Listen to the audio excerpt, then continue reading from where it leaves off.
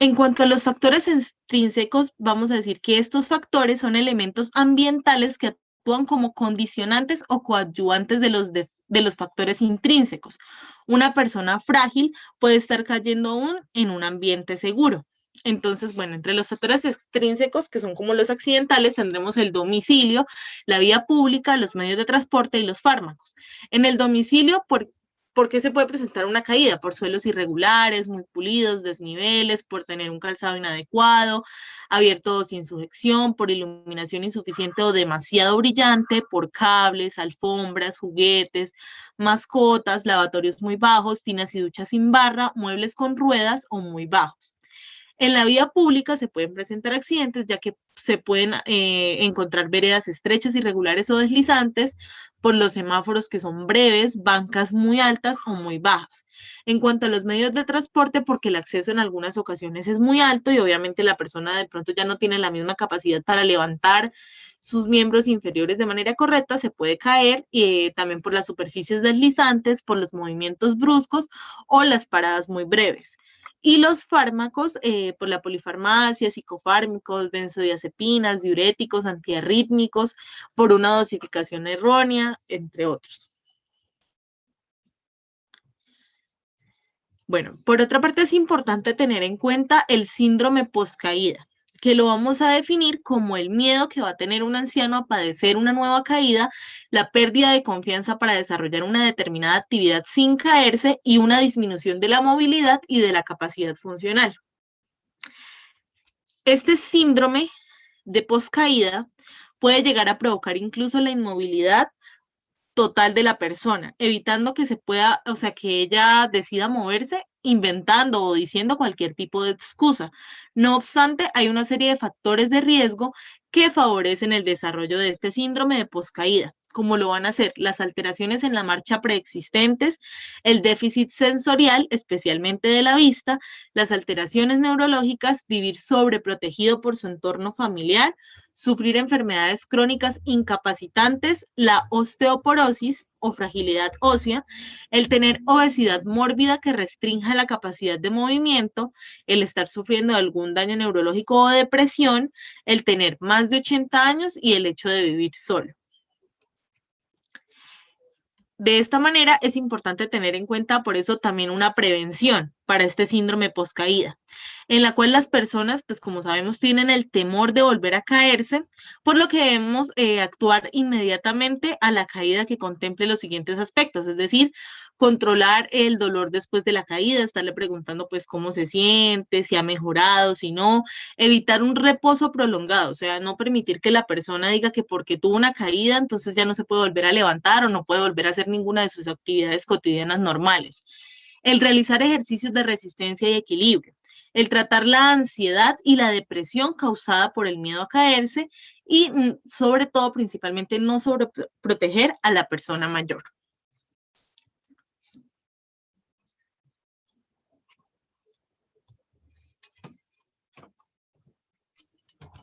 Bueno, ahora continuamos con las marchas patológicas. Tenemos la marcha parkinsoniana, la marcha táxica, la marcha práxica, la marcha antiálgica, la marcha Nestepage, marcha hemiparética y la marcha claudicante. Bueno, la marcha parkinsoniana es cuando la persona camina manteniendo flexión de codos, rodillas y caderas con dificultad en el inicio, pasos cortos que se aceleran, sin oscilación de los brazos, gira en bloque con dificultad para detenerse, tiende a caer hacia adelante. La marcha claudicante, luego de caminar una distancia variable, el paciente sufre adormecimiento, hormigueos, calambres o dolor que le van a obligar a detenerse durante un tiempo antes de emprender la marcha. Bueno, la marcha atáxica es el paciente camina con aumento de la base de sustentación, las pisadas son fuertes, tiene incapacidad para realizar la marcha en tandem, inestable del tronco, desviación de la trayectoria. Los pacientes lanzan sus pies hacia adelante y afuera. La marcha en este paciente presenta debilidad de la musculatura dorsiflexora del tobillo, el paciente presenta pues caída del antepié en la fase de oscilación y para compensar el problema pues va a elevar exageradamente la rodilla, formando un ángulo recto en la pierna y el muslo apoya primero la parte anterior del pie y después el talón. La marcha hemiparética, esta es causada por un daño de la vía piramidal unilateral y para lograr el paciente, pues el paso, pues el paciente va a inclinar el tronco hacia el lado sano y abduce la cadera del lado parético realizando un semicírculo al dar el paso. La marcha apráxica esta es característica de alteraciones del lóbulo frontal y puede presentar dificultad para iniciar la marcha. Entonces el paciente se pega al suelo oscilando y a veces cayendo. Además va a haber disminución de la velocidad, los pasos son cortos, arrastre de pies y aumento de base, dificultad en giros hasta el desequilibrio del tronco que impide al paciente tenerse en pie. Y por último, la marcha antiálgica, esta va a ocurrir cuando existe dolor articular y entumecimiento. Entonces el pie se pone de plano en el suelo con poca fuerza para reducir el impacto. Cuando está afectada la cadera, se evita la fase de despegue para evitar presionarla.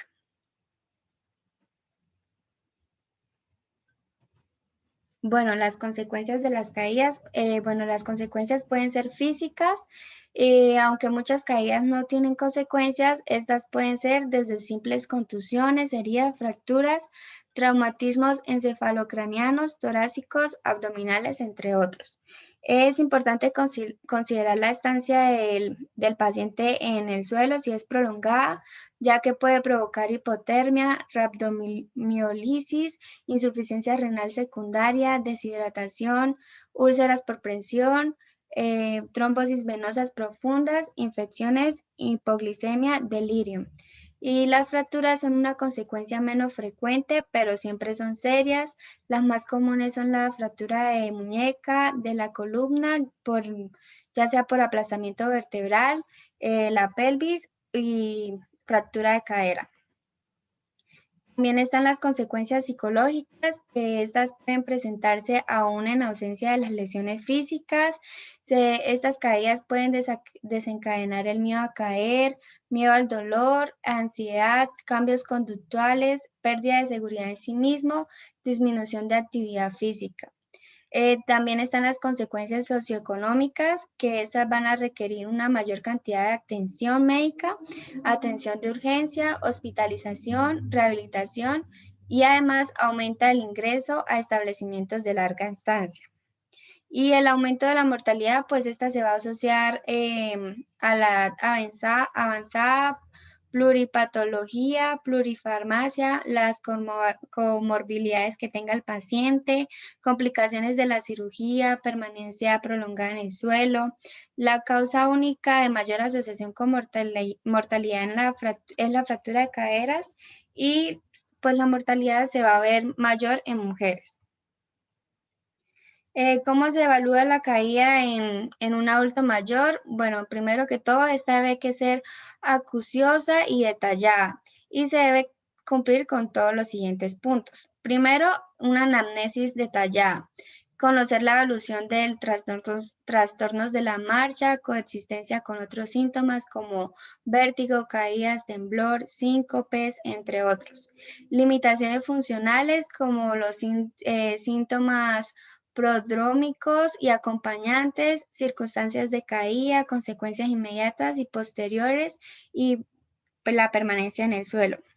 Como segundo, tenemos la valoración geriátrica integral, que esa se hace a partir de la valoración biomédica, mental, social y funcional.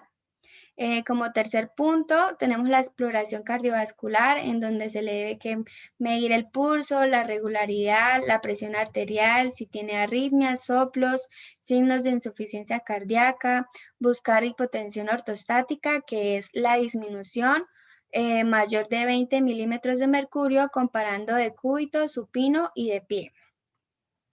Como cuarto punto tenemos la exploración neurológica, que es la focalidad neurológica, motora o sensitiva, parkinsoniano, conciencia, pares craneales, signos cerebelosos.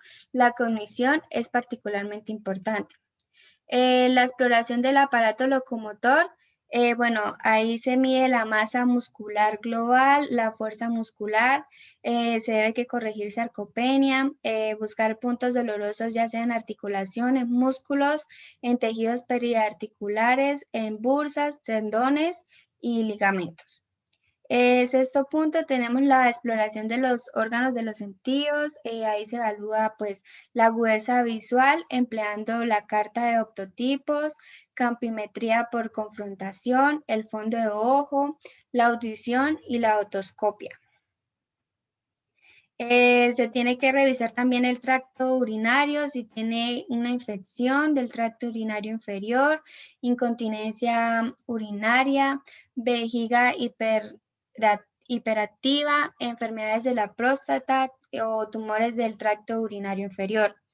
En la exploración de la marcha y el equilibrio, pues se evalúa a partir del test de Romberg, la marcha en tándem, Timed Up and Go, estación unipodal, escala de Tinetti, con subescalas para marcha y equilibrio.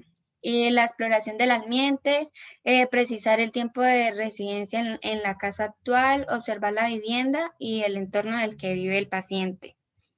Empleo de fármacos actuales y fármacos empleados con anterioridad. También se debe que evaluar los exámenes complementarios, solicitar exámenes complementarios a las exploraciones previas. Bueno, la exploración del equilibrio se realiza a partir de dos escalas. Entonces tenemos la estación unipodal. Esta va a medir el equilibrio estático y esta consiste en mantener el equilibrio corporal el mayor tiempo posible apoyado en una extremidad inferior.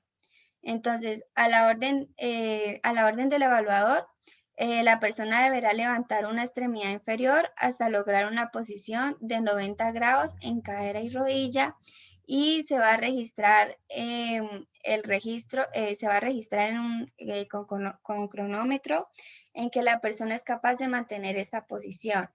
Es necesario que la persona repita la prueba 3 veces en cada lado, registrando el mejor tiempo obtenido.